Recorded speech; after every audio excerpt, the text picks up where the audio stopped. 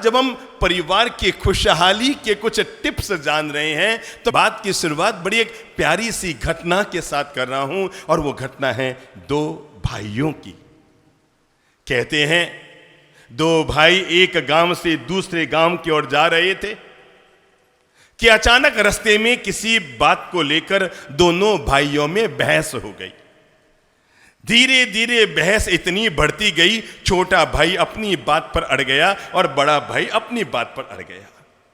दोनों ही चले जा रहे हैं, लेकिन दोनों ही अपनी बात पर अड़ गए। बड़ा भाई अपनी बात पर अड़ गया, छोटा भाई अपनी बात पर अड़ गया। और जब छोटा भाई बात मानने को तैयार नहीं था तो बड़े भाई का नेचर थोड़ा सा गुस्सैल था, और उसने गुस्से में आकर भूल से छोटे भाई के गाल पर क्या दे दिया?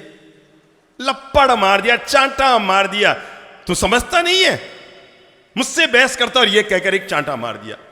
छोटे भाई के आंख में आंसू आ गए, वो नाराज हो गया और वहीं पेड़ के नीचे बैठ गया और 2 मिनट तक रोता रहा। और रोते रोते उसने वहीं पर सामने मिट्टी पड़ी थी और मिट्टी पर अंगुली चलाई। आज मेरे बड़े भाई ने मुझे चांटा मारा। किस पे लिखा? किस पे लिखा? मिट्टी पे लिखा, आज मेरे बड़े भाई ने मुझे चांटा मारा। क्या लिखा? इस पेड़ के नीचे लिखा कि आज मेरे बड़े भाई ने मुझे, बोल लो मुंह से, आज मेरे बड़े भाई ने मुझे चांटा मारा। 5 मिनट के बाद बड़े भाई को लगा शायद मैंने गलती कर दी है।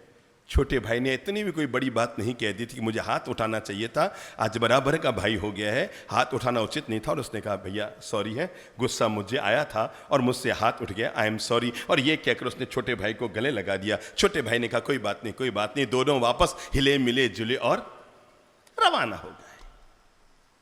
गर्मी तेज थी, दोपहर के 4-5 बज रहे थे कि छोटे भाई ने कहा मुझे जोर की प्यास लग रही है, भाई साहब आप बैठो, मैं तालाब में पानी पीकर आता हूं, फिर अपन आगे चलते हैं। बड़े भाई साहब आराम करने के लिए बैठ गए और छोटा भाई पानी पीने के लिए उतर गया। वो पानी पी रहा था कि अचानक उसके पांव से फिसलन हुई, पांव फिसला और वो पानी में चला गया। तैरना उसे आता नहीं था और पानी में डूबने लगा, गुड़ गुड़ गुड़ गुड़ गुड़ गुड़ गुड़ गुड़ करने लगा, बचाओ बचाओ बचाओ बचाओ चिल्लाने लगा। हालांकि बड़े भाई को भी तैरना तो नहीं आता था, पर जब अपने छोटे भाई को डूबते हुए देखा तो बड़ा भाई अपने आप को रोक ना पाया और वो भी जान की बाजी लगाकर पानी में कूद गया, ये जानते हुए कि उसको भी तैरना तो आता नहीं है। पर ऐसा नहीं हो सकता मेरा भाई डूब रहा हो और मैं किनारे खड़ा हो जाऊं, मैं कोशिश करता हूं, ये कहकर वो भी पानी में उतर गया और दोनों भाई गुड़ गुड़ गुड़ गुड़ डूबने लगे। पर आखिर जैसे तैसे बड़ा भाई छोटे भाई को पकड़कर बाहर निकाल कर ले आया। उसका पूरा पेट पानी से भर चुका था, वो बेहोश हो गया था। उसने पेट पर दबाव मारकर, छाती पे दबाव मारकर और भीतर में गया हुआ सारा पानी बाहर निकाला। 15 मिनट के बाद छोटे भाई को होश आया। थैंक यू भाई साहब, थैंक यू भाई साहब, आपने मेरी जान बचा दी। ठहर बेकार, अरे क्या ऐसी बोलता है, भाई होकर भाई के काम न आए और भाई भाई की जान नहीं बचाएगा तो कौन बचाएगा? चलो चलो आगे चलते। उसने कहा नहीं 2 मिनट रुको। और तब उस छोटे भाई ने वहीं पर पड़े हुए लोहे की एक मोटी कील को उठाया। क्या किया? वहीं पर पड़ी हुई एक मोटी लोहे की कील को उठाया और वहां पेड़ के नीचे एक बड़ा पत्थर पड़ा था। उसने बड़े पत्थर पर खोदना शुरू किया, जोर लगाकर खोदना शुरू किया उसने पत्थर पर। आज मेरे बड़े भाई ने मेरी जान बचाई। क्या लिखा? मुंह से बोल लो, आज मेरे बड़े भाई ने मेरी जान बचाई। और ये लिख कर नहीं, खोद कर पत्थर पर, और वो रवाना हो गए। दोनों भाई चल रहे थे। बड़े भाई ने छोटू से कहा छोटू जरा एक बात बता यार, तू बड़ा गजब का आदमी है, मैंने तुझे चांटा मारा तो तूने मिट्टी से लिखा और मैंने जान बचाई तो तूने पत्थर पर खोद दिया। उसने कहा भाई साहब जिंदगी में प्रेम को निभा कर रखने का यही तरीका है, अगर कभी कोई कड़वी याद आ जाए, कड़वी बात हो जाए तो मिट्टी पे लिख दो, हवा का झोंका आएगा और बात उड़ जाएगी। पर अगर कोई मीठी बात हो जाए तो पत्थर पर खोद दो ताकि जिंदगी भर तुम्हें याद रहे। परिवार में प्रेम और मिठास को घोलने का अगर पहला कोई मंत्र हो सकता है मेरे भाई, एक बात याद रखना, बड़े मकानों से परिवार कभी स्वर्ग नहीं बनता है। पहले मकान कच्चे होते थे पर रिश्ते सच्चे होते थे। पहले मकान तो कच्चे होते थे पर मकान में रहने वाले लोगों के रिश्ते सच्चे होते थे। इसलिए छोटे से मकान में, आपको पता है पहले जब आप लोग यहाँ सदर बाजार में रहते रहे होंगे और उस समय आपके मकान का साइज क्या रहा होगा? वही 15 बाई 35, वही 30 बाई 45 और 6 बाई 8 बाई 9 बाई, काका मामा भाई भांजा बुआ फूफा, ये सब तो फ्री में आते ही रहते थे, है ना। और तब भी बड़े आराम से रह जाते थे, कभी लगा नहीं था कि मकान छोटा पड़ रहा है। पहले लोगों के मकान छोटे होते थे पर दिल बहुत बड़े होते थे। अब लोगों के मकान तो बड़े हो गए पर दिल बहुत छोटे हो गए हैं। पहले छोटे मकानों में बड़े दिल के लोग रहा करते थे, 6 भाई, 7 भाई, 8 भाई, 9 भाई तक रहा करते थे, है ना। उस दिन हाथ खड़े हुए थे ना, 10 भाई, 11 भाई, 12 भाई, 13 भाई तक के लोग यहां बैठे थे, भाई बहन। और मैं बता दूं, 13 के 13 कोई अलग अलग मकानों में नहीं रहते थे, सब एक मकान के छत के नीचे रहते थे, क्योंकि उस समय मकान कच्चे होते थे पर रिश्ते सच्चे होते थे। तब मकान छोटे होते थे और बोलो बोलो बोलो, दिल बहुत बड़े होते थे। पहली गजब ऊंतो थो, मकान ऊंतो तो छोटो, कपड़ो पहनता था मोटो, खाता था बाजरे को रोटो, तो कदी नहीं रहे टोटम टोटो। सब उल्टा हो गया है, मकान हो गयो मोटो और कपड़ो हो गयो, कौन बोलियो, मकान हो गयो मोटो, कपड़ो हो गयो छोटो, खावे होटल को रोटो, तो जिंदगी भर परिवार में बनी रहे टोटम टोटो। मेरे भाई बड़े मकानों से मैं जाता हूँ, बड़ी बड़ी कोठियों में, बड़े बड़े मकानों में मैंने ऐसे ऐसे मकान देखे हैं जो 10-10 बीघा में फैले हुए हैं। मतलब मैं ऐसे मकानों भी रहा हुआ हूँ जहाँ पर जिस मकान को बनाने में 700-700 करोड़ 800-800 करोड़ के खर्चे आए थे। ऐसे मकानों में रहा पर मुझे लगा नहीं, परिवार का निर्माण कभी भी खूबसूरत कोठियों से नहीं होता। मेरे भाई याद रखना, अमीरों की ज़िंदगी में भी कभी झंझटें आती है और गरीबों की ज़िंदगी में भी कभी खुशहाली के दिन तो आया करते हैं। अमीरों की जिंदगी में भी कभी बेचैनी के दिन आते हैं और गरीबों की जिंदगी में भी कभी खुशहाली के दिन आते हैं। ये बात तो जिंदगी भर पक्का याद रखिएगा। तो इसलिए जरूरी नहीं है कि कोठियों में स्वर्ग पलता है। मैंने कई बार घरों में गया हूं, कोठियों में नरक को पलते हुए देखा है और छोटी छोटी झोंपड़ियों में स्वर्ग को पलते हुए देखा है।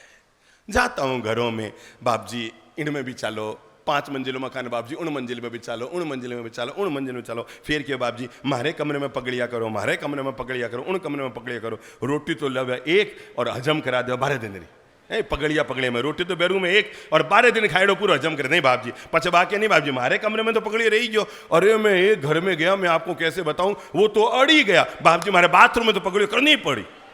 अरे मैं क्यों हद करे यार, मतलब बाथरूम में, अरे बाप जी 20 लाख रो बाथरूम बनाया मैं, एक अमीर घर में था बाप जी 20 लाख। और वास्तव में अंदर गया ना, ऐसा टनाटन, वो बिल्कुल कंप्यूटराइज्ड बाथरूम और ऊपर में ऐसा लगा हुआ है कि जैसे नहाओ तो लगता है बरसात में नहा रहे हैं। और वो WC बताएगी 3.5 लाख रुपए की WC, पर वो थी 3.5 लाख की मुझे बताया गया। और इतना साफ सुथरा, आजकल कई घरों में देखता हूं आंगन से ज्यादा साफ सुथरा तो बाथरूम होता है, टनाटन। जब मैं निकलने लगा उस बाथरूम से बाहर तो उन्होंने कहा बाप जी बाथरूम कैसा लगा?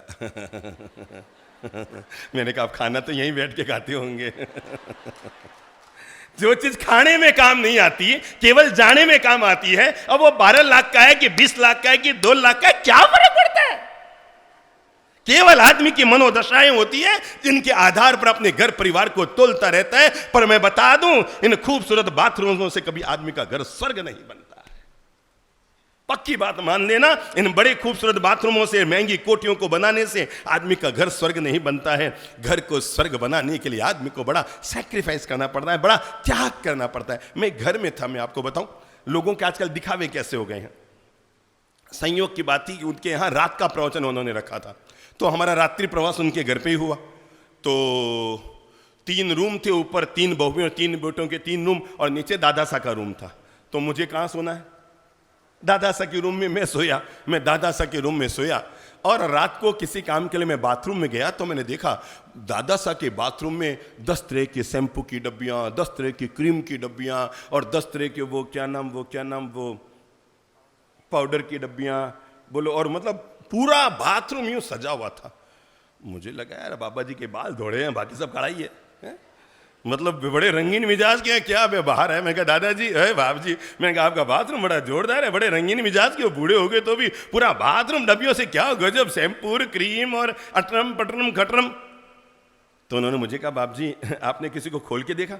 मैंने कहा नहीं तो वो गेडिया पकड़ेगा मेरे साथ है, चलो बाप जी बाथरूम में चलो, मुझे लेकर आए कि बाप जी किसी को खोल के देखो। मैंने एक डब्बी को खोला, दबाया, फिस खाली, दूसरी फिस खाली, तीसरी फिस खाली, चौथी फिस खाली, पांचवी फिस खाली, सारी डब्बियां खाली। मैंने कहा दादाजी माजरा, अरे बाप जी कहीं बताऊं हमारी बींदनियां ऊपर यूज करें, खाली डब्बियां लाला ने हमारे बाथरूम में रखे।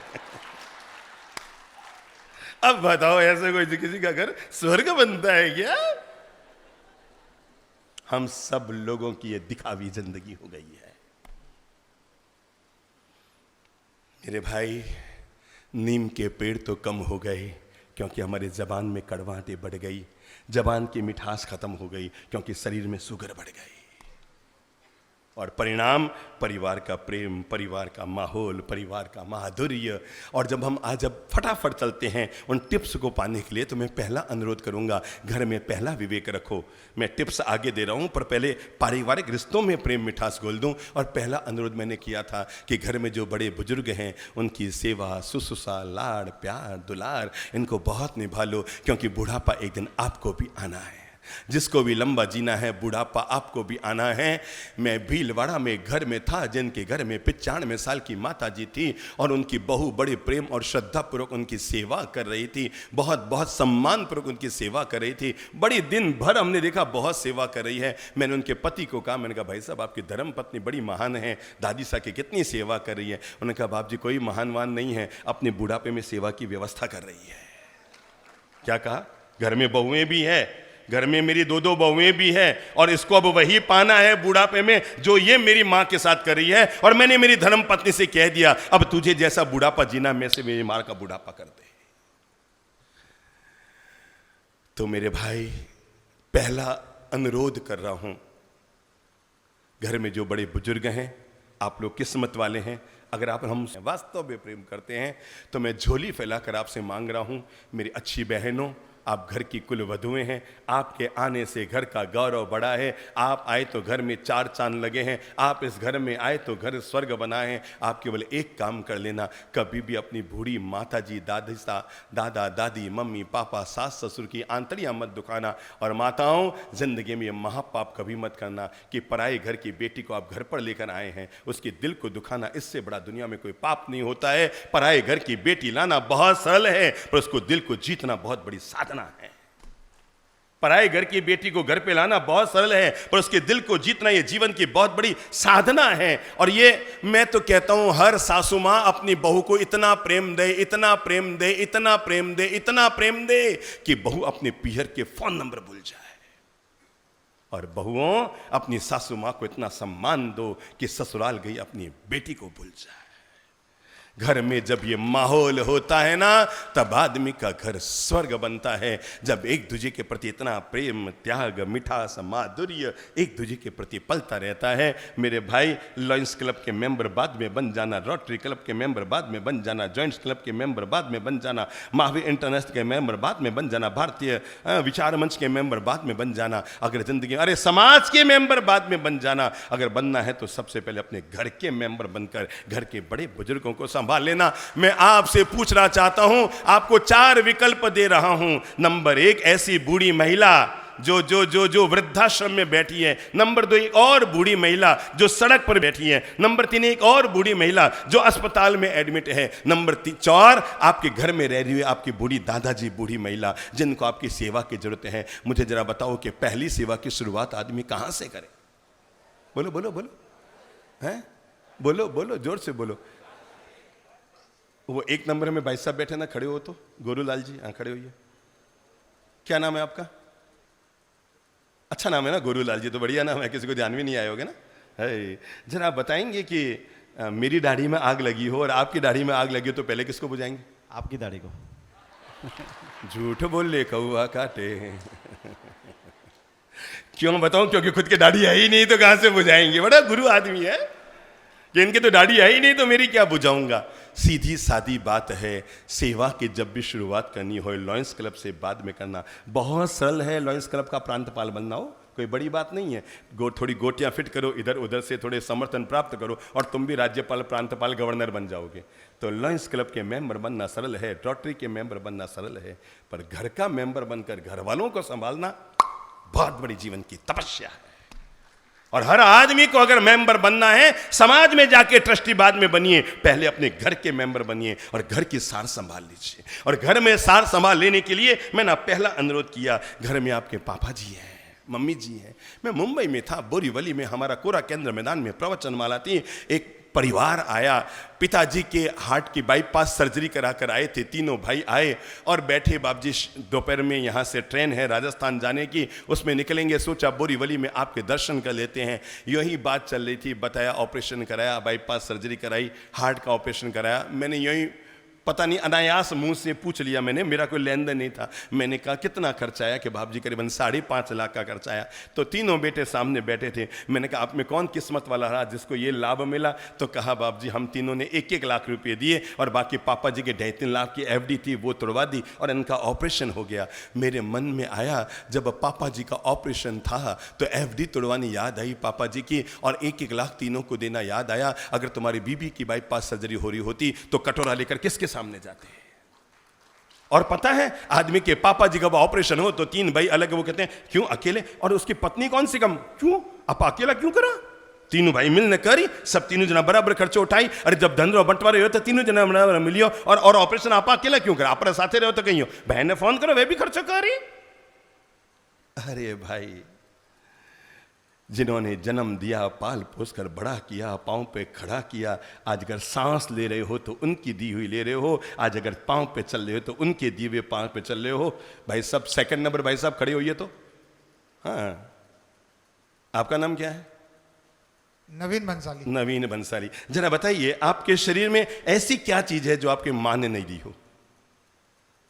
कोई ऐसी चीज है जो मां ने ना दी हो? कान पैदा हुए तो थे या सभी चीज दी मां ने। कान पैदा हुए तो थे या पत्नी ने दिए? नहीं, पत्नी ने तो कान भरे होंगे, दिए थोड़ी है ना। हाँ, तो शरीर किसने दिया पूरा का पूरा? मां ने। अब एक चीज बताओ, ऐसी आपके शरीर में क्या चीज जो आपकी पत्नी ने आपको दी? कोई चीज नहीं है ना। समझ में आया? ये मैं नहीं बोल रहा हूं, एक आम इंसान बोल रहा है जो विवाहित है। अविवाहित है ना? जो विवाहित आदमी है वो बोल रहा है मेरी जिंदगी में ऐसी कोई चीज नहीं मेरे शरीर में जो मेरी मां ने न दी हो, और शरीर का एक ऐसा अंग नहीं जो मेरी पत्नी ने दिया हो। तो आज पता लगा जिंदगी में माँ बाप का महत्व क्या होता है। पता लगा शरीर का एक एक अंग जो निर्माण करके हमें देते हैं, उस माता पिता को घुटने टिका कर रोज सुबह धोख लगाया करो। अरे जिन्होंने न केवल शरीर दिया, जीने की व्यवस्था दी, पाल पोस कर बड़ा किया, अपने खून से आपके खून का निर्माण किया, अपने दूध से आपके जीवन का वपन किया, और अपने तन मन धन को लगाकर अपने जीवन का निर्माण किया। जिंदगी में कभी भी जब आपके 4 भाइयों में आपस में जुदा होने की नौबत आ जाए ना, तो अपना हिस्सा पहले मांगना। जो भी आप 4-5 भाई हैं, जब भी आपस में अलग होने की बात आ जाए, भाइयों के बीच जब भी बैठो कि अब अलग होना है, धन का बंटवारा करना है, तो कहना भाई साहब पहला हिस्सा मेरा होगा। और वो कहेंगे काय का हिस्सा? सबका, कोई भी हो, पहला हिस्सा मैं लूंगा। और तब खड़े होकर बोलना भाई साहब मकान आपकी, दुकान आपकी, ऑफिस आपके, फार्म हाउस आपका, जमीन आपकी, मां बाप की सेवा मेरे हिस्से में लेना चाहता हूं। अगर आप किस्मत वाले हैं, 4 भाइयों में वो सबसे ज्यादा किस्मत वाला होता है जिसके हिस्से माँ बाप की सेवा आया करती है। इसलिए जब भी भाइयों में बंटवारा होना, सुन रहे हो, इनके पड़ोसी भी एक दूसरे के कमर को यूं हिला रहे हो, हैं? सुन रहे हो ना मैं जो कह रहा हूं? सुन रहे हो ना?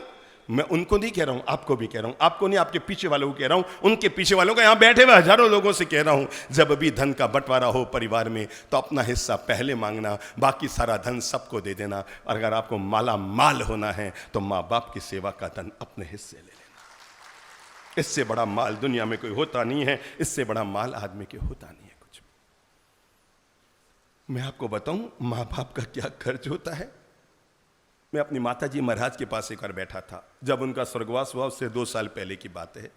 मैंने कहा माता जी आपने हम जैसे 5-5 बेटों को जन्म दिया, 1 नंबर के आउत हैं, और आपने संत जीवन जीने के बाद उन्होंने 40 तब तक वो लोच करा ली। नहीं 40 नहीं, वो हर साल में 2 बार लोच करते थे, तो उनके 80 लोच हो गई थी तब तक। तो मैंने कहा माता जी आपने 80 बार तो लोच कराई और हम जैसे 5 बच्चों को आपने जन्म दिया। मुझे एक लाइन में आपको जानना है, लोच में ज़्यादा दर्द होता है कि संतान को जन्म देने में ज़्यादा दर्द होता है? सुनना, मैं उस महिला की कहानी बता रहा हूँ जिसने 5 बच्चों को भी जन्म दिया। जन्म तो ज़्यादा को दिया होगा, 5 बच्चे उनके, और जिसने ज़िंदगी में कितनी बार 80 बार लोच कराई थी। मेरी प्यारी माँ ने मुझे बताया था कि बेटा ये बात मैं कोई एहसान करने के लिए नहीं बता रही हूँ, पर 80 बार लोच कराने में जितना दर्द होता है उससे ज़्यादा दर्द तब होता है जब एक माँ अपने बच्चे को जन्म देती है। शरीर की 32 हड्डियाँ टूटती है ना, हमारे शास्त्रों में लिखा हुआ है शरीर की 32 हड्डियां एक साथ टूटती है, तब कितना दर्द होता है। उस दर्द को सहन करके मां ने हमको जन्म दिया। अब उससे बड़ा दुर्भाग्य क्या होगा जिसने दर्द सह के हमको जन्म दिया और बुढ़ापे में हम उसी को दर्द देते हैं। इससे बड़ा पाप हमारे द्वारा क्या हो सकता है। जिसने दर्द सह के हमको जन्म दिया हम उसको बुढ़ापे में क्या देते हैं, दर्द में जीने की नौबत खड़ी करते हैं। केवल अपनी जिद के पीछे, अपने ईगो के पीछे, अपनी बातों के पीछे, अपने अहंकार के पीछे, अपने स्वार्थ के पीछे। तो मैं अनुरोध करूंगा, पहला, घर के बड़े बुजुर्गों को बहुत प्रेम से निभा दो। मैं एक वृद्धाश्रम में था, वहां पर एक डॉक्टर और डॉक्टरनी अपने सासू माँ को यानी अपनी मम्मी को लेकर आई थी डॉक्टर, और बताया गया वो घर में बराबर रह नहीं पाती है, मुंह से लाल टपकती रहती है। हमारे यहाँ मेहमान आते रहते हैं, घर के हमेशा बीच आंगन में बैठती है और पुराने कपड़े पहनती है। ये वो कुछ 2-4 शिकायतें थी और कहा कि घर में बराबर सास संभाल नहीं होती। हम दोनों ही डॉक्टर हैं तो, और इनको वृद्धाश्रम में लेकर आए हैं। अब वो बहुत जिद करे आपको इधर ही रहना है, और वो सासू माँ कहीं नहीं मैं तो घर रहूँगी, मुझे पोते पोते के बिना मन नहीं लगता, मुझे घर पर रहना है। संयोग की बात मेरा वहाँ जाना हुआ तो बहू सासू माँ को समझा रही थी। मैंने बीच में टांग अड़ाते हुए कहा, मैंने कहा बहन जी क्या हुआ, मम्मी जी आपकी क्यों रो रही है? अरे बाप जी समझ नहीं रहे हैं ये, आप समझाओ इनको। अरे हम घर में इनकी सार संभाल नहीं कर पा रहे हैं, मैं भी डॉक्टर हूँ, मेरे पति भी डॉक्टर हैं, इनकी सार संभाल होती नहीं है घर में, बराबर हम इनको रख नहीं पा रहे हैं। यहाँ हम इनको रख रहे हैं, मिलने जुलने के लिए आते रहेंगे, मान नहीं रही है, कहते घर चलूंगी घर चलूंगी घर चलूंगी, जिद कर रहे हैं। मैंने कहा कोई बात नहीं, मैं समझाता हूँ, आप बैठो मैं समझा दूंगा। मैं बलों बलों को समझा देता हूँ, ये तो बूढ़ी माँ जी अभी समझा दूंगा, आपकी इच्छा पूरी कर दूंगा। मैंने मासा से यूँ ही 2 मिनट बात की, कैसे हो माता जी, कैसे हो कैसे हो कैसे हो। बहू को लग रहा था कि मैं समझा रहा हूँ, मैं क्या समझाऊँ, दुनिया में कोई माँ को अपनी समझा सकता है क्या। माता पिता ने हमारे 5000 बार पोतड़िए धोए, आपने 5 बार भी नहीं धोए हैं। जरा सोचो, उनके सामने जबान चलाने का मुझे और आपको हक है? बोलो बोलो बोलो, सब बोलो। जिस माता पिता ने आपके 5000 बार क्या धोए थे, क्या धोए थे? पैंट नहीं, पैंट और पुतड़ी में फर्क होता है, ध्यान रखना हो। हाँ, पुतड़िए धोए थे आपके कितनी बार? माताओं बताओ तो एक बच्चे को पालने में लगभग रोज कितनी बार पुतड़ी बदलने पड़ते हैं? बोलो ना, आप सब टाबरों की माताएं हैं। 10-12 बार, 12 बार मिनिमम पुतड़िया, तो 100 दिन में कितने हो गए? 6 महीने तक तो पुतड़ी बदलनी पड़ता है ना, या ज्यादा है? ज्यादा। आपके कितने टाबर हैं? एक ही है, आपके कितने एक बदले होंगे? मेरी माँ के 5 थे, कितने और जोरदार बदले होंगे। ठीक है ना। मैंने उस बहू को कहा, मैंने कहा बहन मैंने आपके माता जी को समझा दिया है, ये आराम से यहाँ रह जाएंगे, आप केवल एक काम मुझे बताओ, आपके पीहर में आपकी मम्मी है? हाँ हाँ बाप जी मम्मी है ना। मैंने कहा एक काम करो, अपनी मम्मी को भी यहीं वृद्धाश्रम में बुला लो, समधन समधन साथ साथ रहेगी और बुढ़ापा आराम से काटती रहेगी, समधन समधन साथ साथ रहेगी। उस बहू के पास अपनी सास को वापस घर ले जाने के अलावा कोई रास्ता नहीं बचा था। हाँ मेरे भाई, किस्मत वाले होते हैं वे लोग जिनके घर में बड़े बुजुर्गों का साया होता है। आओ घर को स्वर्ग बनाने के कुछ मीठे मधुर टिप्स आपको देता हूं। नंबर 1, घर को घर मत मानिए, घर को मंदिर मानिए। क्या कहा मैंने? घर को घर मत मानिए, घर को क्या मानिए? मंदिर मानिए। हाँ, मंदिर में याद करो हम क्या क्या काम करते हैं। ईश्वर को याद करते हैं, सबके लिए शुभकामना करते हैं, किसी से वैर विरोध नहीं करते हैं, हाका हुक्का नहीं करते हैं, चीख चिल्लाट नहीं करते हैं, गाली गलौच नहीं करते हैं, तेरी मेरी नहीं करते हैं, ईर्ष्या नहीं खाते हैं, जलेसी नहीं करते हैं, किसी के माल को इधर से उधर नहीं करते हैं। मंदिर में हम सब लोग हमेशा अच्छे काम करते हैं। तो अपने घर को घर मानने के बजाय क्या मानो? बोलो बोलो, मंदिर मानो। पहला नियम लो, घर में हम सब मिलजुल कर रहेंगे। याद करो घर में झाड़ू होता है, देखा है ना आपने? झाड़ू होता है, क्या काम आता है? कचरे को निकालने के काम आता है। पता है झाड़ू कचरा कब निकाल सकता है? जब वो एक साथ बंधा होता है। समझो उसके सारे तिनके बिखर गए तो याद रखना, न केवल वो कचरा नहीं निकाल पाएगा, अपितु वो खुद ही कचरा बन जाएगा। समझ गए? समझ गए? झाड़ू कचरा निकालने के काम आता है, पर अगर वो तिनके उसके बिखर गए तो न केवल वो कचरा नहीं निकाल पाएगा, पर सच्चाई है वो कचरा खुद बन जाएगा। आप में से किसके पास कागज पेन है? कोई है कागज पेन वाला? हाँ चलो लिखो पारस जी, 0 कागज पे लिखो 0। जिसके पास है सब लिखो, कागज पे लिखो 0, लिखो एक और 0, उसके आगे लिखो एक और 0। कितने 0 लिख दिए? एक और 0 लिख दो, एक और 0 लिख दो, एक और 0 लिख दो। अब मुझे बताओ, अगर मैं शाम तक आपको 0 लिखाता रहूं तो ये कितने रुपए होंगे? हैं? शाम तक अगर मैं आपको 0 0 0 0 0 0 लिखाता रहूं तो क्या होंगे? 0 0 ही रह जाएगा। पर इसकी कीमत बढ़ाने का तरीका बताऊं? इसके सबसे पहले एक लगा दो, लिखो 1। अब देखो, पहले 0 ने 1 को क्या बनाया? 10, दूसरे 0 ने क्या बनाया? 100, तीसरे ने क्या बनाया? 1000, चौथे ने क्या बनाया? 10,000, पांचवें ने क्या बनाया? 1 लाख, छठे ने क्या बनाया? 10 लाख, और सातवें ने क्या बनाया? 1 करोड़। 0 की कीमत तभी तक है जब 1 का साथ में लगा हो, और परिवार की कीमत तभी होती है जब एकता परिवार में बसी हुई। अगर हम सब एक है और नेक है तो मान कर चलो हमारा घर स्वर्ग है। मैंने कहा पहला काम करो घर को स्वर्ग बनाने के लिए। घर को घर मत मानो, ये घर नहीं है, मंदिर है मेरा, इसमें सदा रहे तेरा बसेरा, खुशबुओं से तेरी ये महकता रहे, आए जाए भले कोई मौसम, कभी खुशी कभी गम। जिंदगी में चाहे जैसे उतार चढ़ाव आते रहें, पर घर के सब लोग अगर मिलजुल कर रहते हैं। अरे देखो ये घड़ी है ना, घड़ी, चलो इस घड़ी से बात करते हैं। इस घड़ी में सेकंड का सुइया अलग, पक्की बात, मिनट का सुइया अलग और घंटे का सुइया अलग, सब अलग अलग चल रहे हैं बेटे, और सब अपनी अपनी बुद्धि से चल रहे हैं। घंटे वाला अपने हिसाब से चलता है, मिनट वाला अपने हिसाब से चलता है, सेकंड वाला अपने हिसाब से चलता है। पर जब भी 12 बजानी होती है, सब के सब बेटे एक जगह आकर के इकट्ठे हो जाते हैं। बस याद रखना, जब किसी की 12 बजाने की नौबत आ जाए ना, तो सब के सब एक जगह आकर के इकट्ठे हो जाए। इस घड़ी से सीख लेना, सब अपनी अपनी गति से चल रहे हैं, पर जब नौबत आ जाए 12 बजानी है तो बेटे तीनों एक जगह बिना सलाह के इकट्ठे हो जाते हैं। अब लो हम 12 बजा देंगे। अच्छा, 2 फल होते हैं, एक होती है नारंगी, एक होता है खरबूजा। पता है इन दोनों में क्या फर्क है? चलो हाथ में लो नारंगी। नारंगी समझ गए ना, नागपुर की नारंगी आती रहती होगी यहाँ पर। नारंगी बाहर से कैसी दिख रही है? पूरी की पूरी एक। अब छिलका उतारो तो अंदर क्या है? अलग अलग, और उसका फिर छिलका उतारो तो और अलग अलग। अब दूसरा शब्द ला रहा हूं, खरबूजा। लो हाथ में, ले खरबूजा, सब ले लो। देखो खरबूजे को घुमा कर देखो, क्या है? चारों तरफ क्या है?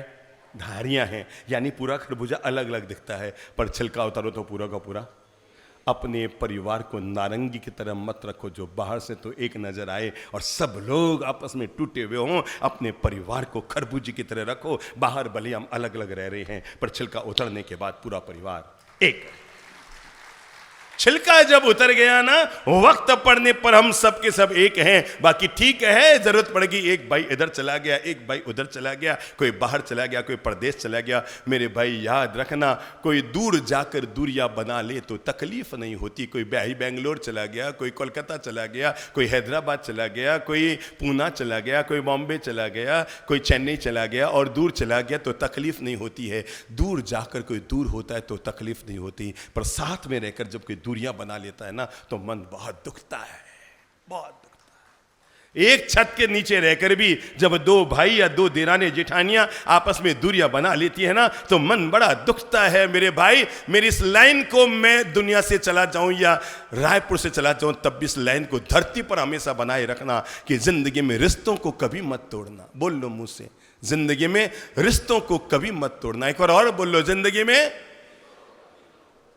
एक बार अगर किसी की आवाज रह गई हो तो जरूर बोल लो, जिंदगी में रिश्तों को, क्योंकि गंदा पानी पीने के काम तो नहीं आता, पर कभी आग लग जाए ना तो उसको बुझाने के काम जरूर आता है। और इसीलिए बड़े बुजुर्ग कह के गए कि जरूरत पड़े जिन्हें गधे ने भी कहीं बनाना पड़े।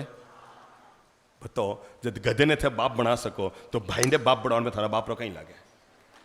आप कहते हो जरूरत पड़ने पर गधे को हम बाप बना लेंगे, तो भाई को अपना बाप बनाने में कहां दिक्कत है? मैंने इसीलिए कहा कि रिश्तों को कभी मत तोड़ना, क्योंकि क्योंकि क्योंकि बोले बोले बोले बोले गंदा पानी पीने के काम तो नहीं आता। मानता हूं वो आपके कोई काम का नहीं है, पर कभी आप मर गए तो कंधा लगाने में काम तो आ ही जाएगा। आप कितने भी पैसे वाले हैं, पर आपके 12 करोड़ रुपए आपको शमशान तक नहीं पहुंचाएंगे। शमशान तक पहुंचाने के लिए 12 लोगों की ही जरूरत पड़ेगी, इसलिए लोगों से रिश्ता बनाए रखो। 4 करोड़ आपको शमशान नहीं पहुंचाएंगे, कंधे पे उठाने के लिए 4 लोग चाहिएंगे आपको। मैंने पहली बात कही, जिंदगी के लिए मंत्र बना लो, घर को घर नहीं मानेंगे, क्या मानेंगे? नंबर 2, अगर आप चाहते हैं घर में हमेशा खुशहाली बनी रहे, तो दूसरा काम करो, घर के तनाव और टूटन को दूर करो। आज से चालू कर दो इस बात को। हो सकता है आपको पता लग गया आपकी धर्मपत्नी और भाभी में हलसी तकरार हो रही है, नेगलेक्ट मत करो, ये कहे जैसे इनकी मर्जी जैसे, नहीं नहीं नहीं नहीं, आप घर के जवाबदार हैं। आपका फर्ज होता है, अगर घर में टूटन पैदा हो रही है, तनाव पैदा हो रहा है, उसके कारण तक जाएं और उसका निवारण करें, आपका फर्ज होता है। और अगर आपके कारण आपको लगता है घर की बहुओं को अगर आज के नए हिसाब से जिंदगी जीनी है, तो मैं घर के बड़े बुजुर्गों से कहूँगा उसमें ज़्यादा बाधक ना बने, यूं नहीं करना और यूं नहीं करना और यूं नहीं करना और यूं नहीं करना। जिस दिन घर पर आई ना, उसको घर सौंप करके फ्री हो जाओ। बेटा ये घर अब तुम्हारे नाम, तू घर की मालकिन है, बस ऐसा काम मत करना जिससे समाज में हमारी नाक नीची हो जाए। बाकी तेरी जो इच्छा हो सो कर, तू घर की मालकिन। कल मैं भी इस घर में बहू बनकर आई थी, आज तू इस घर में बहू बनकर आई है। मेरे अच्छे भाई बहनों, छोटी छोटी बातों में अगर आप घर में दखलंदाजी करेंगे, अगर घर के बड़े लोग घर में ज्यादा टोका टोकी करते हैं, तो घर के टूटने की नौबत आती है। हर बात में जब हम टोका टोकी करते हैं, और पहनना और नहीं पहनना, और खाना और नहीं खाना, और बनाना और नहीं बनाना, यूं करना और यूं नहीं करना, अठे जानो बठे नहीं जानो, ऐसा करना वैसा नहीं करना, अगर आप हर बात में टोका टोकी करेंगे तो घर में तनाव पैदा होगा। एक पुराने स्टाइल के घर में नई जमाने की बहू आ गई। अब पुराने स्टाइल का घर मतलब फर्नीचर भी पुराने टाइप के, उनके यहां तो किचन भी वही पुराने स्टाइल का, जमीन पर बैठकर और गैस के चूल्हे पर रोटी बनाने की व्यवस्था, सभी चीज मतलब पुराने स्टाइल की। जो जो गद्दा घर में लगा हुआ था, जो पलंग घर में लगे हुए थे, वो भी बड़े पुरानी। अलमारियां वही सब पुरानी स्टाइल की लकड़ी की अलमारियां। सब लोग रह रहे थे, क्योंकि दादाजी के सामने किसी की बोलने की हिम्मत नहीं थी। और दादाजी ने कहा, मैं जीव तक मारो घर मारे एड़ी राखड़ो, मारे घर में तोड़ भांग नहीं करनी। घर में बहू आई नई, वो बेचारी बड़े शहरों में पढ़ लिख कर आई थी, और रिश्ता हो गया, शादी हो गई। अब वो घर में महीने 2 महीना रही, 3 महीना तो रही, पर उसके बाद उसका मन घर से उबने लगा। अरे बेडरूम में जाए तो सोने के काबिल बिस्तर नहीं, किचन में जाए तो बनाने के काबिल टेबल नहीं, अलमारियों को खोले तो पुरानी अलमारियां, गंद मारती हुई लकड़ी की पुरानी अलमारियां। वो महीना 2 महीना तो रही। उसने अपने पति से कह दिया, या तो मैं पीहर जाऊं, या तुम किराए का मकान ले लो। या फिर उसने कहा, भी दादाजी तो हिलने वाले नहीं है, ये मकान तो ऐसा ही रहेगा, ये तो हिलने जुलने वाला नहीं है। दादाजी ने कह दिया, मेरे मकान को मैं जीऊं तब तक ऐसा ही रखो। तो क्या करें? तो उसने जिद कर लिया, तो मुझे पीर छोड़ के आ जाओ, मैं नहीं रह सकते तुम्हारे घर में, और या फिर किराए का मकान ले लो। आखिर लड़के ने किराए का मकान ले लिया। दादा को बताने की हिम्मत तो नहीं हुई। सूटकेसें तैयार की गई, पति पत्नी दोनों बाहर निकल रहे थे। दादाजी की आदत थी, वो हमेशा घर के बाहर जो वो होता था ना, क्या कहते हैं उसको, है कमरा नुमा एक बरामदा मैं नहीं करूंगा, दादाजी ने किया। अरे भाई कौन बाहर कौन जा रहे हैं? तभी पोती आई, दादा सा रिंकू और उनकी पत्नी जा रहे हैं बाहर। अच्छा बाहर जा रहे हैं, मन ठाई नहीं पड़ी बेटा, सिद्ध घूमने जावे। मारवाड़ी में कठे नहीं कहवे, कहीं कहवे सिद्ध कहवे, मालूम है ना? वो मारवाड़ी में कहावत है, रोन तो जावे जिको मरिए रो समाचार ले रहा है। इन वास्ते उदास नहीं जानो और कभी भी कट्ठे कट्ठे नहीं करना। बड़े बुजुर्ग कह के गए थे, सिद्ध जावे। तो और तो कोई बोल नहीं पाया। वो जो पोती थी वो थोड़ी दादाजी की मुंह बोली थी। दादा सा रिंकू और उनकी पत्नी अलग किराए रो मकान लियो जिको वठे जावे। उन्होंने अपने घर पुराना फर्नीचर और पुरानी किचन और पुराना बेडरूम इन्होंने पसंद को नहीं, जिको नयो फ्लैट में जा रहे हैं। दादा सा ने कहा, इतना बड़ा निर्णय हो गया घर में, मेरे कान में भी नहीं डाला गया कि घर की बहू अपने पति को लेकर घर से अलग हो रही है, जुदा हो रही है, और मेरे आंखों में भी खबर नहीं, कानों में भी खबर नहीं। तो पोता पास में आके पांव छू के कहने लगा, दादा साहब दरअसल आपको कहने की हिम्मत नहीं हो रही थी, हमें पता है आप तो अपने टस से मस होने वाले नहीं हैं, इसलिए अब ये रहने के लिए तैयार नहीं है, ये पीहर का जिद करने लग गई या फिर नए फ्लैट में जाने का जिद करी। दादा साहब मैं सॉरी कहता हूँ दादा साहब, मेरे ऐसे भाव नहीं थे, पर आपको कहने की हिम्मत नहीं, और हमें पता है आप टस से मस होने वाले नहीं हो। दादा साहब ने बींदनी को अपने पास से बुलाया और बुलाकर उसके माथे पे हाथ फेरते हुए कहा, बेटा मैं जिंदगी में मरते दम तक कभी नहीं चाहूंगा मेरे पेड़ की कोई भी डाली कभी टूटे। क्या कहा? क्या कहा? बोलो मुंह से। मैं नहीं चाहूंगा इस हरे भरे वृक्ष की कोई भी एक डाली टूटे बेटा, मैं कभी नहीं चाहूंगा। ले बेटा, और ये कहते हुए दादाजी ने बड़प्पन दिखाया और ये कहते हुए एक चाबियों का गुच्छा अपनी बहू के हाथ में दिया और अपनी पास में खड़ी पोती से कहा, बेटा इस अपनी भाभी को रूम में ले जा और जहां पर दादी सा के गहने रखे हुए हैं ना, वो अलमारी खुलवा दे और इसको बता दे और दे दे और कह दे बेटा उसमें से गहने बेच दे, इसको घर में जैसा फर्नीचर चाहिए वैसा फर्नीचर बना ले, जैसा किचन में किचन चाहिए वैसा बना ले, जैसा बेडरूम चाहिए वैसा बना ले। बेटा अगर 50 लाख खर्च करने से घर की डाली टूटने से बचती है तो बचा दो, मेरे जीते जी घर की व्यवस्था बदल जाए मुझे दिक्कत नहीं होगी, पर घर की डाली टूट जाए ये मैं सहन नहीं करूंगा। क्या कहा? क्या कहा? मेरे जीते जी मेरा जिद मैं तोड़ना पसंद करूंगा, पर घर की किसी हरी भरी डाली को तोड़ना पसंद नहीं करूंगा। या तो आप लोग समझ ना पाए या दादाजी की महानता को न समझ पाए। उस दादाजी के लिए दोनों हाथ खोल के एक बार ताली बजा लो,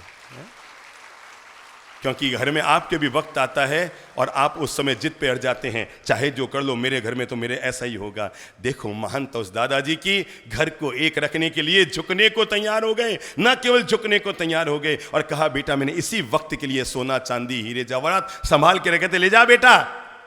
तुम्हें अपने पापा से तुम्हें अपने ससुर से कहने की जरूरत नहीं, तुम पति पत्नी जाओ और इनमें से जितना सोना तुम्हें बेचना है बेच दो और जैसा तुम्हें घर बनाना है वैसा बना लो, क्योंकि मैं नहीं चाहता मेरी जिद के पीछे घर की कोई डाली टूटे। उस महान बहू ने पापा जी के चरणों में वापस चाबी डालते हुए कहा, पूज्य दादाजी मैं समझ गई कि आप बड़े महान हो, अगर आप इतनी महानता दिखा सकते हैं कि अपना सोना चांदी मेरे लिए कुर्बान कर सकते हैं, मैं अपनी भावनाओं की कुर्बानी करता हूं और मैं भी इसी घर का आनंद लेने के लिए अपने मन को तैयार करूंगा। घर में बड़ा वो नहीं होता जो उम्र में बड़ा होता है। बोल लो, घर में बड़ा वो भी नहीं होता जो पैसे में बड़ा होता है। घर में बड़ा वो होता है जो घर को एक रखने के लिए बड़प्पन दिखाने को तैयार रहता है। घर में असली बड़ा वो होता है। बाकी उम्र के बड़े क्या काम के और पैसे के बड़े क्या काम के, जिन्होंने अपनी उम्र और धन का उपयोग केवल घर को तोड़ने में, अपनी जिद मैं जीऊं तब तक हमारे घर में नहीं हो, मैं रहूं तब तक। अरे भाई ठीक है, हो गया, तुमने पुराने जमाने जी लिए, अब उसी पुराने जमाने में आप चाहो मेरी बहुएं भी रह जाए, संभव नहीं है। उनके हिसाब से आपको घर को ढालना पड़ेगा और अगर आप नहीं ढालेंगे ना मेरे भाई, दुनिया में यह कहना गलत है कि पीहर वाले किसी भी महिला के ससुराल को तोड़ते हैं। नंबर एक, बहन खड़ी हो तो हाँ खड़े हो जाओ। जब आपकी शादी हुई, कितने साल हुए आपकी शादी को? कितने साल हुए? 38। अच्छा हिंदी नहीं आती होगी, हमारा रायपुर में सब इंग्लिश के लोग होते नहीं आते, वो मारवाड़ी में बोलो भाई 38। चौकी बात है भाई, रायपुर बाया इतनी अच्छी अच्छी इंग्लिश बोलने लगी, तो मैंने भी अगली बार चौमासो करो तो इंग्लिश में प्रवचन देने की तैयारी करने आऊँ, क्यों हमारा मारवाड़ी छांटू फोकट रही। 38 मतलब 38 साल हो गया नहीं, मालूम है? 38 ने 38 के तो मालूम है नहीं। अच्छा बताओ, जब 38 साल पहले आपकी शादी हुई थी और जब आप घर से विदा हुई थी अपने पीहर से, तब आपके मम्मी पापा ने आपको क्या बोला था? बेटा बोलो। घर का स्वर्ग बनाना। घर को? कौन से घर को? जिस घर में जा रही हो। और सास ससुर के साथ कैसा करना? अच्छा व्यवहार करना। अच्छा व्यवहार करना। और ननद के साथ? सबके साथ अच्छा। और देवर के साथ? सबके साथ। और पति के साथ? यही कहा था ना। कोई ऐसी महिला है जिसकी अभी ताजी ताजी शादी हुई हो? शर्म मत खाओ। कोई अभी साल 2 साल में जिसकी शादी हुई हो किसी की? हाँ दौड़ के आ गया हो भाई, दौड़ के आओ। हाँ ये हुई ना, लगता है पीटी उषा दौड़ी। आ जाओ आ जाओ आ जाओ, अच्छी बात है ना। हम चाहते हैं समाज में मिट्टी के लोग नहीं रहने चाहिए। हाँ आ गया हो बेटा। आपका शुभ नाम क्या है बेटा? नेहा लुक्कड़। नेहा लुक्कड़, ठीक है। शादी को कितने साल हुए हैं? 1 साल। अच्छा, अब मैं इसी से बात करता हूँ बिटिया से। नंबर एक, जब आपकी शादी हुई तो आपके मम्मी पापा ने आपको क्या कहा? जाते ही डिशुम डिशुम करना। अब सुनिए, इस बिटिया के मुंह से सुनिए, 38 साल पहले अगर पीर वाले कहते थे उस घर को अपना घर मानना, उस घर की इज्जत को बढ़ाना, वहां के सास ससुर को मम्मी पापा मानना, वहां के देवर भाभीियों को अपनी बहन भाई मानना, वहां के ननन को अपनी माँ जे बहन मानना, बेटा वहां जाकर हमारे कुल को गौरव कर सके इतनी इज्जत बढ़ाना, कहा था ना। अब बताओ बेटा, आपके मम्मी पापा ने आपको क्या कहा रवाना होते समय? अगर ये सब लोग कहते हैं कि पीहर वाले बहू के घर को तोड़ते हैं, तो तय है आपके मम्मी पापा ने कहा होगा जाते ही डिशुम डिशुम। बिल्कुल नहीं। बिल्कुल नहीं कहा। क्या कहा बताओ उस पूरे समाज को? उस घर को अपना घर मानना। आपका पीहर की जाति क्या थी? भंडारी। भंडारी। आप कहाँ की हैं? रायपुर की? जयपुर झाड़ी। अच्छा ठीक है। उड़ीसा। ठेठ उड़ीसा से इधर आया, बहुत अच्छा किया। जय कुमार जी भंडारी की बेटी। जय कुमार जी भंडारी की बेटी है, अच्छी बात है। देखा ना, दौड़ कर तो पापा का नाम लेने का भी गौरव मिल गया ना। हाँ, जो खावे शरम फूटे उनरा मैं नहीं बोलियो। हाँ, मारे तो साधु भाषा हो तो बोलने चुप हो जाऊँ, आगे तो सब जाने ही हो। हाँ बेटा, क्या कहा पीर वालों ने? अब सुनो इसकी जुबानी। उस घर को भी अपना घर मानना, माँ बाप को बहुत अपने माँ बाप से भी ज्यादा अच्छे से रख। सुन लिया? तो अब तो आप सब लोग ये हाथ जोड़कर सौगंध खा लो, ना कहोगे कि पीहर वाले बेटी के घर को तोड़ते हैं। कोई भी माँ बाप क्यों अपने बेटी के घर को तोड़ना चाहेंगे, पर जब पानी सिर के ऊपर से बहता है ना, तो उनको हस्तक्षेप करना पड़ता है। पहली बात मान लेना, दुनिया में कोई पीहर के माँ बाप ऐसा पाप क्यों करेंगे अपनी बेटी के घर को? और जब वो अपनी बेटी को घर पे बुलाते हैं तो कोई पड़ोसी उसकी तारीफ तो नहीं करते, थारी बेटी घर आ रहे बैठी है। उनको भी कई दिक्कतों से गुजरना पड़ता है। बेटा चलो एक बात बताओ, जब आपकी शादी हुई थी तो उससे पहले आप कभी मतलब सलवार सूट जीन्स वगैरह पहनती थी ना, और वो स्कूटी भी चलाती थी ना? देखो, कल तक जीन्स में हवा में उड़ने वाली परी थी, आज आपकी घर की इज्जत रखने के लिए सर ढकना सीख गई। इससे बढ़कर आप बहू का क्या कुर्बानी चाहिए? जो कल तक हवा में उड़ती थी जींस पहनकर और यूं चलती थी ना, आज वो इज्जत रखने के लिए सिर ढक कर बैठ गई है। कल तक वो जींस पहनती थी, आज साड़ी पहनने लग गई है। कल तक वो सीट पे आगे बैठती थी, आज पति के पीछे बैठने लग गई है ना? कल तक वो मम्मी के सामने जिद करती थी, ओ खाऊं और ओ नहीं खाऊं, हमारे वास्ते तो यूं बनाओ, मैं तो मम्मी कुरकुरी भिंडी की सब्जी खाऊंगी, मैं तो मम्मी खट्टे मीठे टमाटर की सब्जी खाऊंगी। कल तक मम्मी के सामने कहने वाली आज आपके लिए बनाना सीख गई, बना बना के आपको खिला रही है।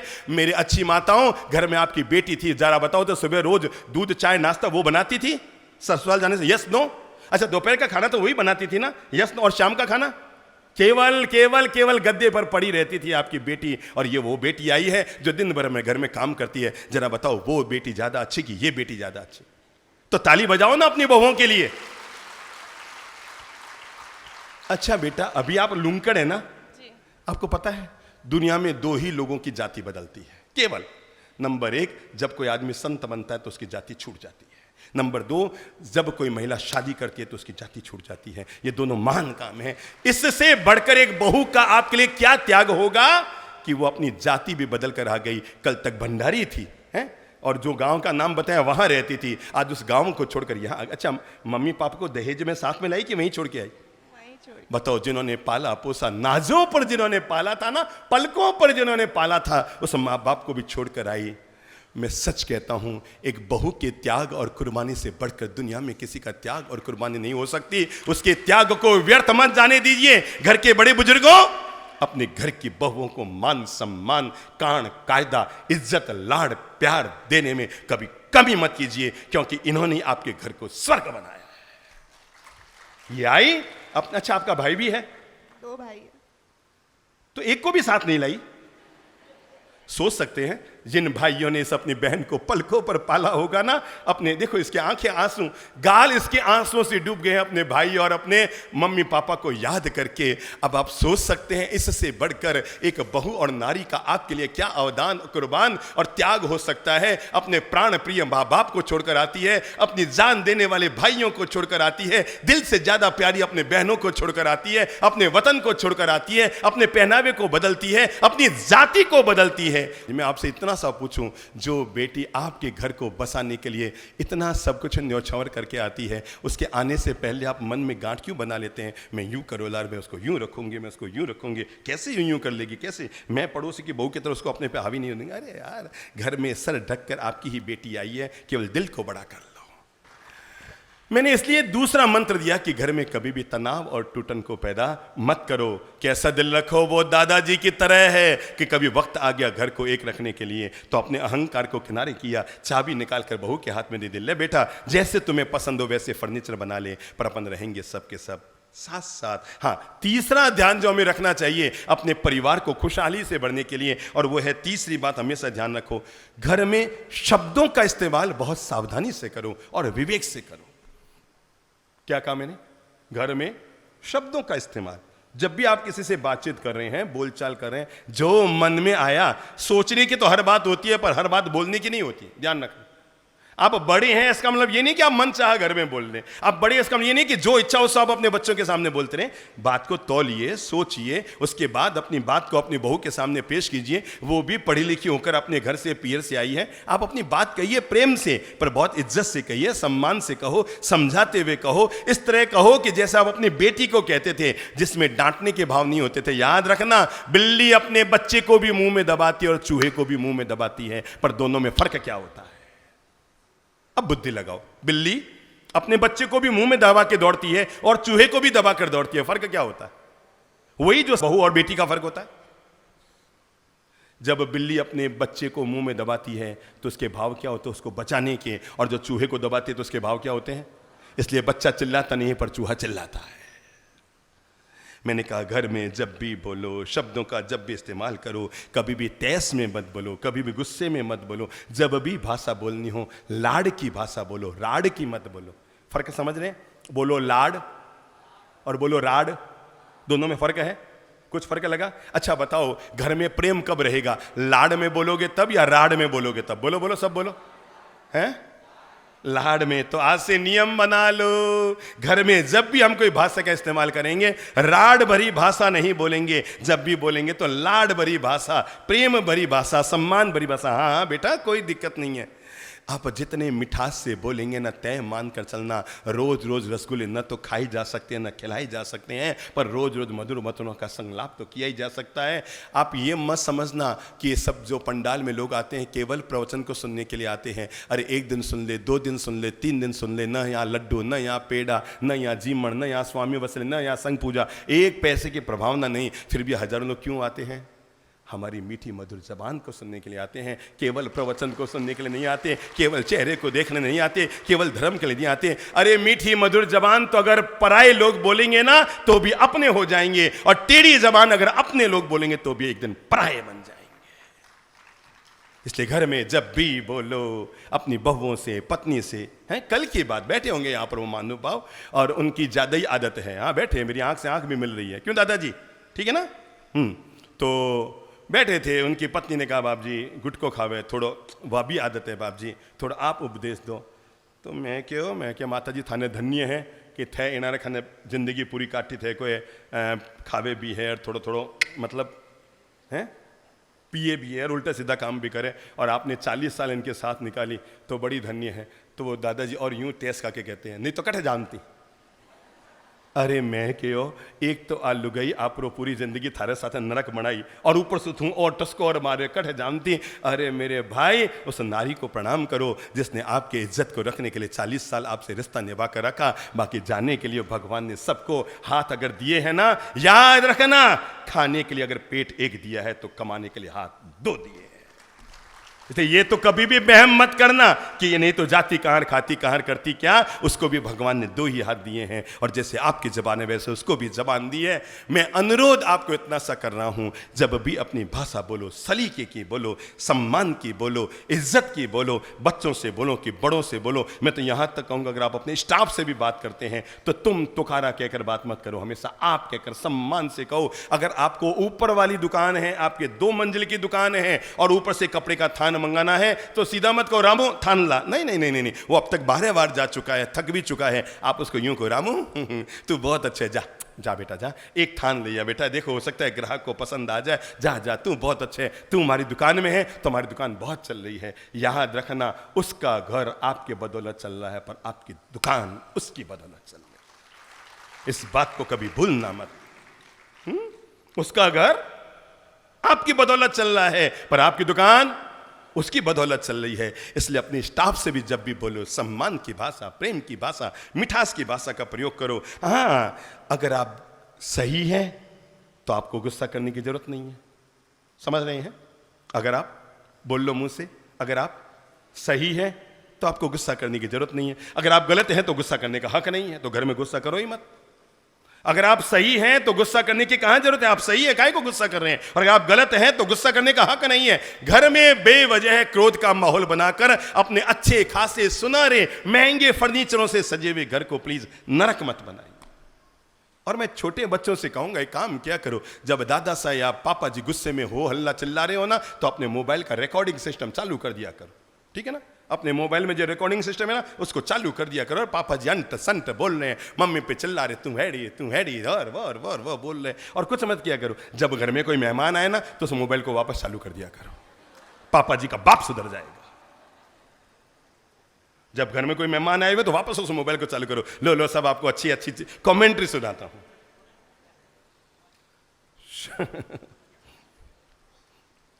करना मत, इज्जत बनाए रखना। ये तो है जैसे हैं, सुधरने वाले नहीं है। आप तो कम से कम सुधरे रहना। कुल मिलाकर अनुरोध कर रहा हूं, शब्दों का जब भी इस्तेमाल करो तो बहुत, अगर आपकी आंखें सुंदर है तो दुनिया आपको सुंदर लगेगी। बोलो, अगर आपकी आंखें सुंदर है तो दुनिया आपको सुंदर लगेगी, पर आपकी जबान सुंदर है तो आप दुनिया को सुंदर लगेंगे। हाँ, 3 बातें और कहकर फिर आपको 1-1 मिनट बाद विदा कर रहा हूं। और अगली बात कहूंगा, जिंदगी में अपने परिवार में नियम रखो। मैं कभी भी स्वार्थी नहीं बनूंगा, सारथी बनूंगा। शब्द बोल लो, शब्द बोलो। स्वार्थी नहीं बनूंगा, क्या बनूंगा?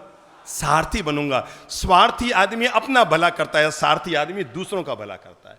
तो जीवन में कभी भी स्वार्थी मत बनो। मेरी अच्छी बहनों, पीहर से आए हुए सामान को कभी भी अपने अलमारी में मत रखो।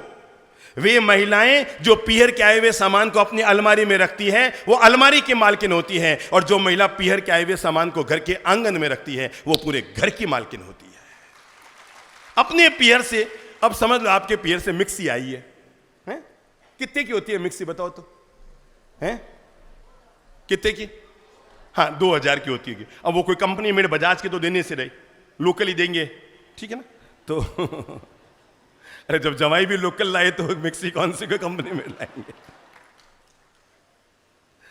तो लोकल मिक्सी लाके देंगे। कितने हजार की होगी? 2000 की। अब आपके पीहर से दिवाली पे मिक्सी आई, अब महिला के मन में क्या आता है? हमारे अलमारी ऊपर रख दूं, आप अलग वाला जना काम आसे। कहीं कहती है आपा अलग वाला जना काम आसे। अरे मेरे भाई, 2000 के लिए कौन से अलग होने की सोच रहे हो? याद रखना, घर के आंगन में सामान रखोगे तो घर की मालकिन बन जाओगे, और केवल अलमारी में रखते रहे तो जिंदगी भर तक केवल अलमारी की मालकिन बनती रहोगे। स्वार्थ से ऊपर उठो, सारथी बनो। जिनके साथ रहते हो उनके काम आने की कोशिश करो। दुनिया में 2 तरह के लोग होते हैं, काम निकालने वाले लोग, काम आने वाले लोग। जरा सोचो, याद कौन किए जाते हैं?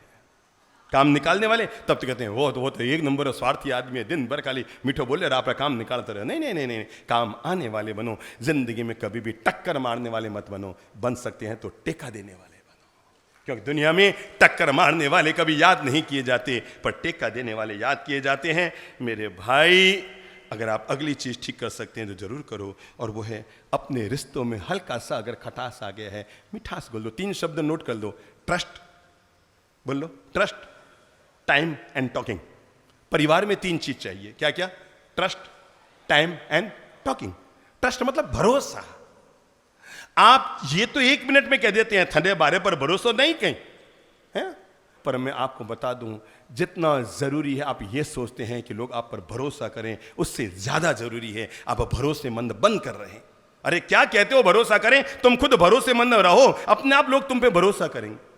अब जो पति रात को 12-12, 1-1 बजे तक फालतू शहर में घूमते रहते हैं, अपने दोस्तों के साथ होटलों के चक्कर खाते रहते हैं, घर वाले बेचारे घर में इंजरी करते रहते हैं, 12-12, 11-11 बजे तक घर के बाहर भटकते रहते हैं, और वो 12 बजे घर आते हैं और उनको चाहिए तब भी उनकी थाली गर्म मिले। मेरे भाई, समय पर घर में आओगे। घर धर्मशाला नहीं है, आपका मकान है। जैसे आपकी भावनाओं की कद्र है, वैसे घर की अपनी मर्यादाओं की महत्व है। और जो घर का सदस्य, चाहे वो बाप हो, बेटा हो, दादा हो, घर की मर्यादाओं को तोड़ता है, वो घर का सदस्य कहलाने का हकदार नहीं होता है।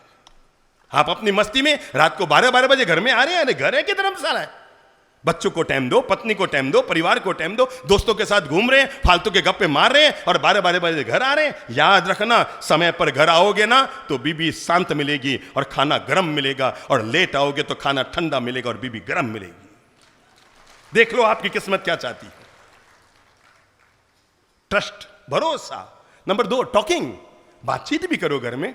याद ही नहीं है आप लोगों को कभी दादी सा से बैठकर 15 मिनट आपने बात की हो, माँ सा कहीं हालचाल है दादी सा, आप मन खुश है नहीं, कोई आपने तीरथ वीरथ जाने इच्छा है, कुछ अच्छो काम करने इच्छा है, कुछ धर्म में करने इच्छा है, आपको जो मन आया आपने कर लिया, आपके मन आया आपने चढ़ावा ले लिया। वो तो बेचारी दादी से किनारे ही बैठी है।